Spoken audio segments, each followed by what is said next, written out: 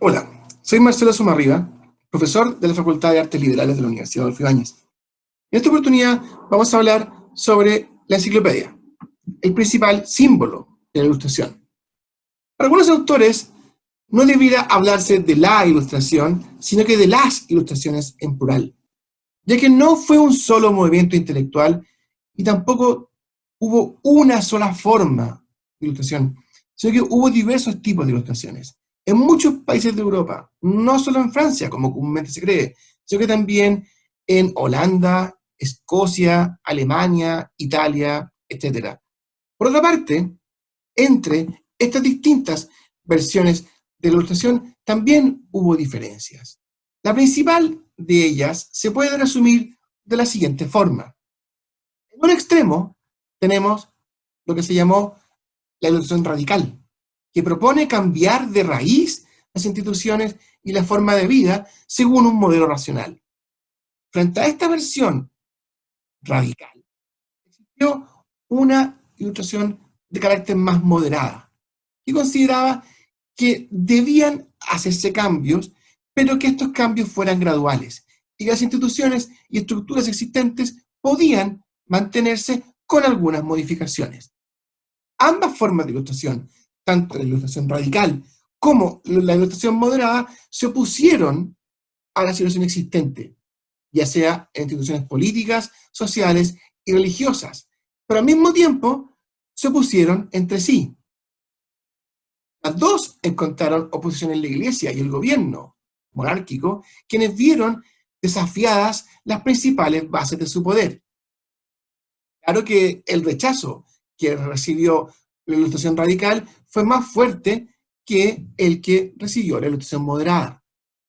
A pesar de todas estas diferencias y variantes que hubo de ilustración en Europa, podríamos decir que hubo un símbolo común que sirvió para todas.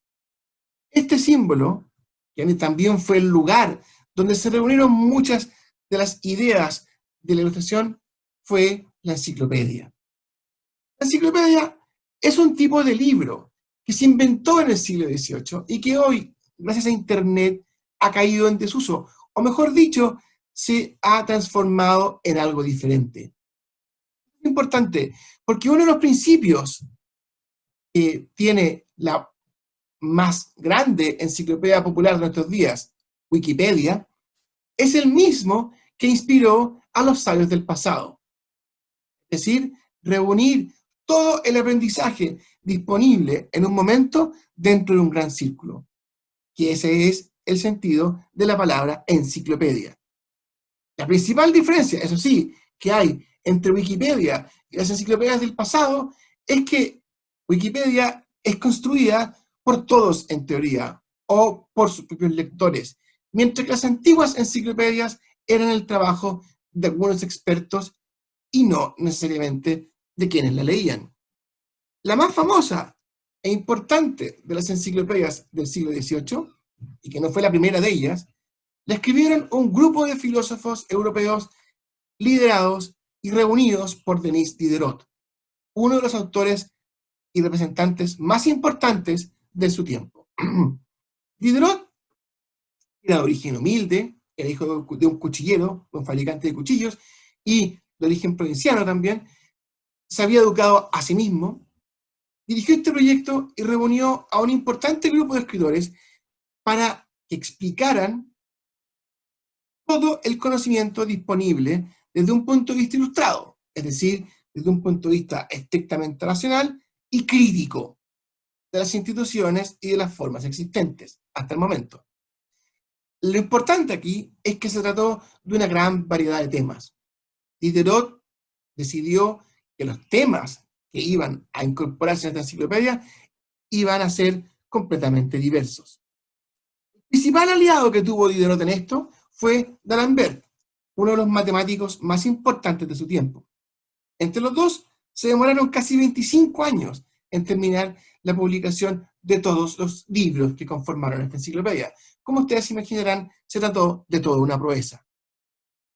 Como les decía recién, la enciclopedia cubrió una gran variedad de temas.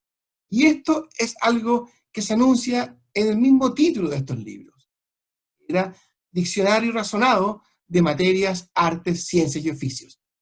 Y tal como su nombre lo indica, los libros que constituyeron la enciclopedia abarcaron, por una parte, las ideas avanzadas de la Ilustración sobre el hombre, la naturaleza, la política y la sociedad, pero también sobre las artes, que era como entonces se llamaba a la industria, y lo que en ese tiempo se conocían como las ciencias útiles, es decir, la química, la botánica, las matemáticas, etc. Diderot, entonces, no solo reunió a especialistas entre sus amigos filósofos de toda Europa, sino que también él mismo personalmente visitó los talleres de artesanos e industriales y reunió mucha información sobre los distintos oficios, como el que, por ejemplo, practicaba su padre, que quiero, y las distintas innovaciones tecnológicas que se estaban aplicando en ese tiempo. Lo que, si ustedes piensan, es muy importante, porque en esa época estaba comenzando recién el proceso que se conoció más tarde como la Revolución Industrial. Esta amplia variedad de temas que tenía la enciclopedia nos da una pista importante sobre la Ilustración. Los filósofos de entonces no solo se ocupaban de pensar cosas abstractas, sino que también sobre la ciencia y la industria, que eran bastante prácticas, como ustedes ven.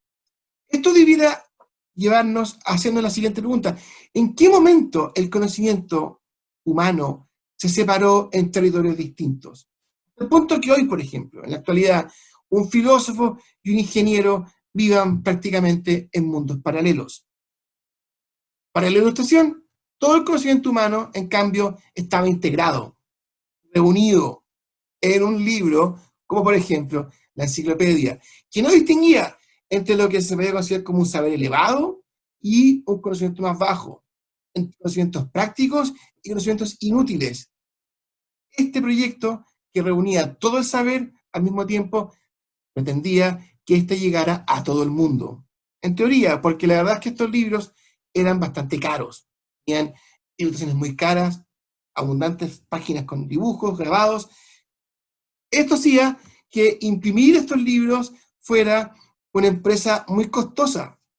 Y Diderot y compañía tuvieron que buscar formas de conseguir financiamiento y auspiciadores que permitieran la circulación de estos libros.